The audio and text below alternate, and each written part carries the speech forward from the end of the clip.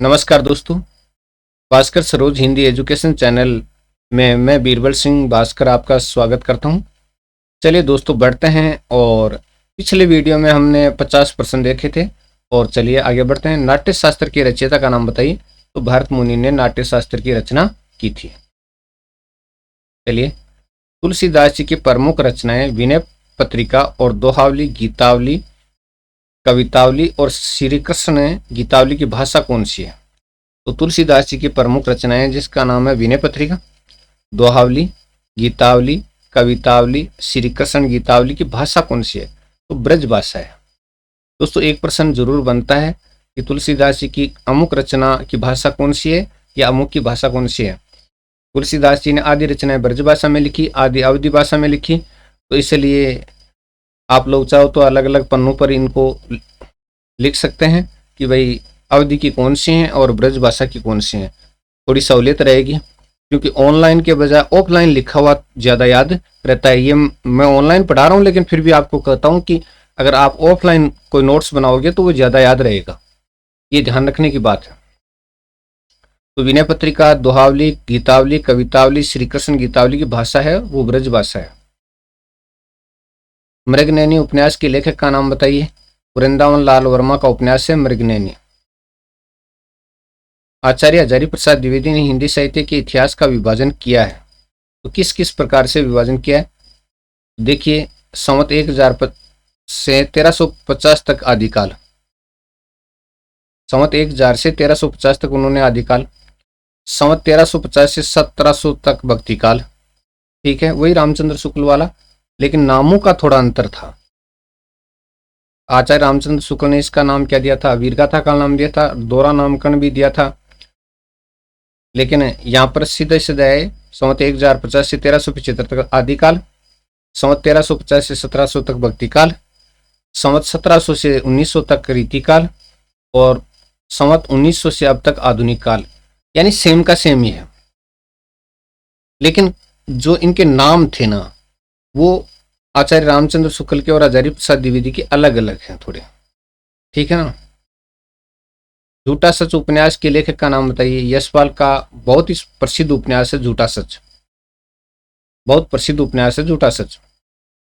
पांडे बेचन शर्मा उगड़ ने किन किन पत्रों का संपादन किया? तो देखिएगा, स्वदेश पत्रिका का, मतवाला का, वीणा का, स्वराज का, विक्रम का और संग्राम का संपादन किया।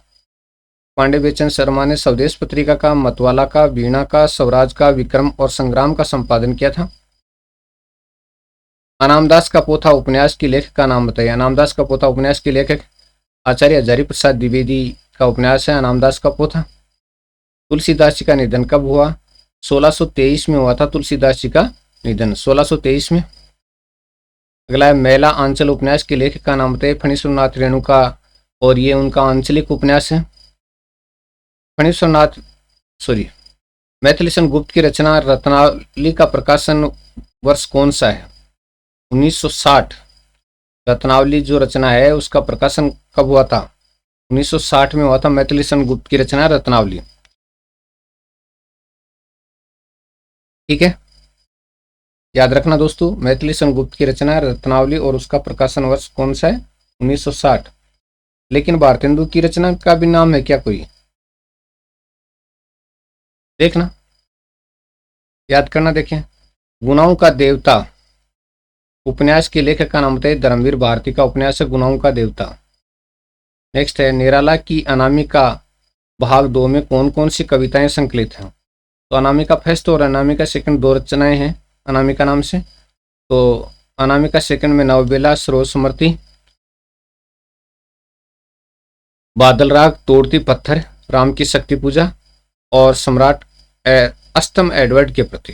देखिएगा, तो नवबेला, सरोज स्मृति, बादल राग, तोड़ती पत्थर, राम की शक्ति पूजा, सम्राट अष्टम एडवर्ड के प्रति, ये क्या हैं? अनामिका 2 में संकलित कविताएं हैं और बड़ी कविताएं हैं, लंबी कविताएं हैं। अगला चितकोबरा उपन्यास की लेखिका का नाम बताइए। मृदुला गर्ग का उपन्यास है चितकोबरा। नेक्स्ट है नगर शोभा रचना के रचनाकार का नाम बताइए। रहीम की रचना है नगर शोभा। किसकी? रहीम की। नेक्स्ट है राग दरबारी उपन्यास के लेखक का नाम बताइए। श्री श्रीलाल शुक्ल का उपन्यास है जिसका नाम है राग दरबारी। और हिंदी साहित्य के आदिकाल को बीज वपन काल का नाम किसने दिया? आचार्य महावीर प्रसाद द्विवेदी ने हिंदी साहित्य के आदिकाल को बीज वपन काल नाम दिया। सोया हुआ जल उपन्यास के लेखक का नाम बताइए। तो सर्वेश्वर दयाल सक्सेना का ये उपन्यास है सोया हुआ जल, सर्वेश्वर दयाल सक्सेना का उपन्यास है। अगला है चंद हसीनों के खतूत उपन्यास के लेखक का नाम बताइए। पांडे बेचन शर्मा उगर का उपन्यास है चंद हसीनों के खतूत। गुनाहों की देवी उपन्यास के लेखक का नाम बताइए। गुनाहों की देवी, चलिए, यादवेंद्र शर्माचंद्र का उपन्यास है गुनाहों की देवी। हिंदी साहित्य के आदिकाल का नाम प्रारंभिक काल किसने दिया? आरंभिक काल तो मिस्र बंधु ने दिया था, लेकिन प्रारंभिक काल किसने दिया? चलिए उत्तर, डॉक्टर गणपति चंद्र गुप्त ने प्रारंभिक काल दिया था और आरंभिक काल दिया था मिस्र बंधु ने। पद्मावत ग्रंथ के रचनाकार का नाम बताइए। मलिक मोहम्मद जायसी का ग्रंथ है पद्मावत। नेक्स्ट, मैथिलीशन गुप्त का झंकार काव्य कब प्रकाशित हुआ? 1929 में प्रकाशित हुआ था झंकार। सत्यवती कथा के रचनाकार का नाम बताइए। ईश्वरदास की रचना सत्यवती कथा। मदनाष्टक रचना के रचनाकार का नाम बताइए। रहीम की रचना है मदनाष्टक। और अगस्त्यम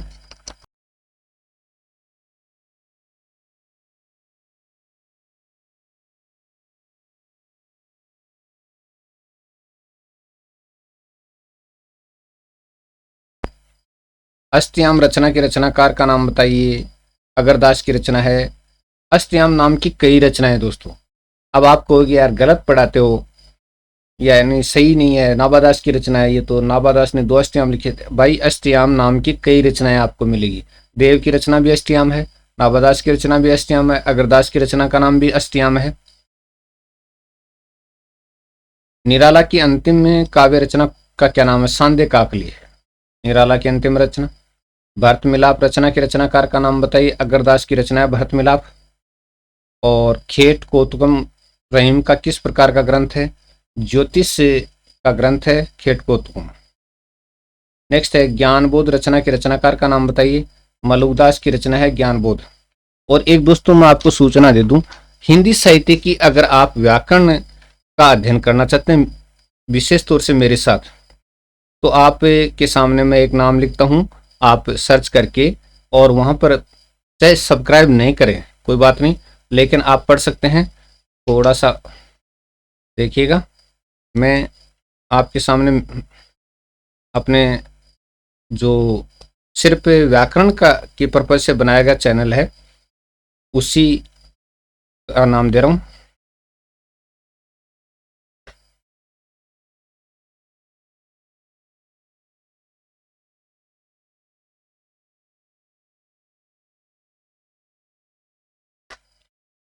हिंदी साहित्य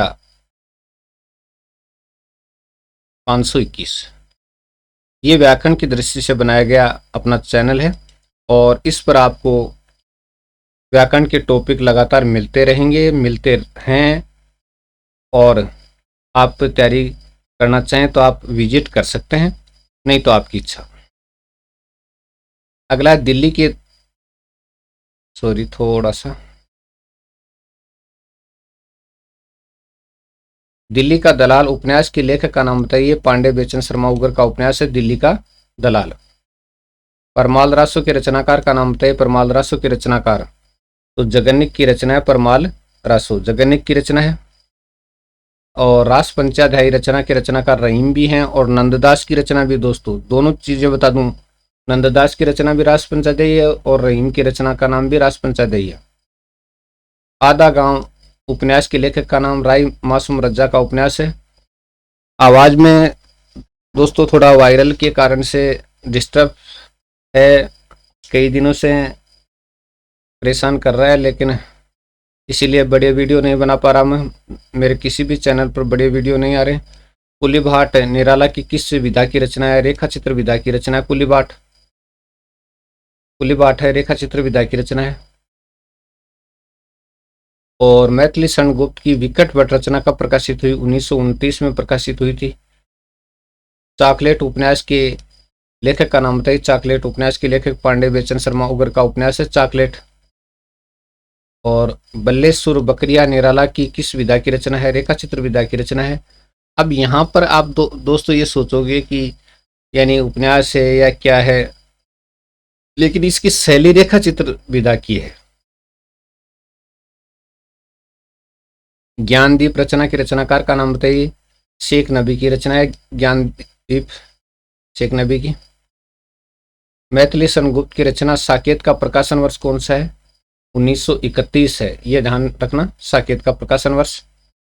चित्रावली के रचनाकार का नाम बताइए। चित्रावली के रचनाकार उस्मान है, उस्मान की रचना है चित्रावली। निराला ने अपनी अपनी पहली कविता किसको माना है? जूही की कली को, और 1916 में प्रकाशित। तो जूही की कली रचना को माना और 1916 में प्रकाशित है। मृगावती की रचना किसने की? कुतुबन ने की थी मृगावती की रचना। और रामविलास शर्मा ने निराला की प्रथम प्रकाशित कविता किसको माना है? तो भारत माता की वंदना को, 1920 में प्रकाशित रचना को। ठीक है जी। मधुमालती की रचना किसने की? मंजन ने की थी मधुमालती की रचना। और नेक्स्ट है मैथिली गुप्त की रचना यशोधरा का प्रकाशन वर्ष कौन सा है? 1932 है यशोधरा का प्रकाशन वर्ष। और सूफी काव्य धारा का दूसरा नाम कौन सा है? प्रेम मार्गी काव्य धारा है सूफी काव्य धारा का दूसरा नाम। तो दोस्तों ये वीडियो आपको कैसा लगा? अगर अच्छा लगा तो दोस्तों यार सब्सक्राइब जरूर करना भाई, सब्सक्राइब कर लेना, और आपसे कुछ नहीं मांगते हैं, क्योंकि ये सब्सक्राइब बहुत थोड़े से हैं, तो मन मायूस सा हो जाता है यार भाई। सब्सक्राइब जरूर कर लेना, यही आशा है।